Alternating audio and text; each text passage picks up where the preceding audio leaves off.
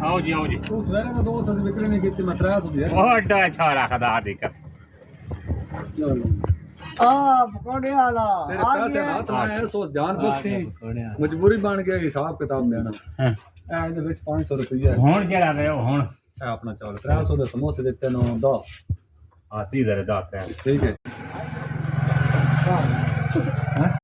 Zafar ਚਸਕਾ point ਤੇ ਹਰ ਕਿਸਮ ਦੇ ਪਕੌੜੇ